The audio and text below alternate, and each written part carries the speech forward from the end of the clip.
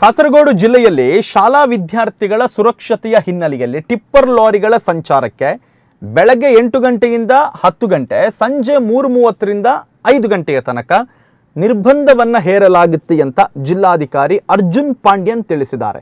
June 19ರಿಂದ ಈ ಒಂದು ಹೊಸ ನಿಯಮ ಜಾರಿಗೆ ಬರಲಿದೆ.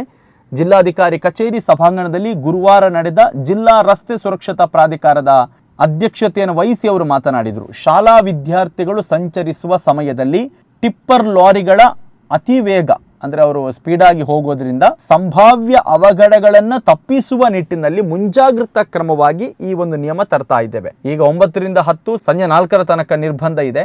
ಆದರೆ ಜಿಲ್ಲೆಯಲ್ಲಿ ಇನ್ನು ಮುಂದಕ್ಕೆ ಹೇಗಿರುತ್ತೆ ಅಂತ ಹೇಳಿದರೆ, ಕಾಸರಗೋಡಿನಲ್ಲಿ ಬೆಳಗ್ಗೆ 8 ಗಂಟೆಯಿಂದ ಏನು ಆರಂಭವಾಗಿ ಬೆಳಗ್ಗೆ 10 ಗಂಟೆಯ ತನಕ, ಸಂಜೆ 3:30ರಿಂದ 5 ಗಂಟೆ ಅಂದರೆ ವಿದ್ಯಾರ್ಥಿಗಳು ಸಂಚರಿಸುವ ಪೀಕ್ ಅವರ್ನಲ್ಲಿ ಟಿಪ್ಪರ್ ವಾಹನಗಳ ಸಂಚಾರಕ್ಕೆ ಅವಕಾಶ ಇರೋದಿಲ್ಲ. ಶಾಲಾ ಪರಿಸರದಲ್ಲಿ ರಸ್ತೆ ಸುರಕ್ಷತೆ ಕಡ್ಡಾಯವಾಗಿ ಪಾಲಿಸಬೇಕು. ಸುರಕ್ಷಾ ಸಿಗ್ನಲ್, ಝೀಬ್ರಾ ಲೈನ್ ಖಾತರಿಪಡಿಸಿಕೊಳ್ಬೇಕು. ಶಾಲಾ ಮಕ್ಕಳ ಸುರಕ್ಷತೆಯನ್ನು ಗಂಭೀರವಾಗಿ ತೆಗೆದುಕೊಳ್ಳಬೇಕು ಅಂತ ಜಿಲ್ಲಾಧಿಕಾರಿಗಳು ಸಭೆಯಲ್ಲಿದ್ದ ಅಧಿಕಾರಿಗಳಿಗೆ ಸೂಚನೆಯನ್ನು ಕೂಡ ಕೊಟ್ಟಿದ್ದಾರೆ.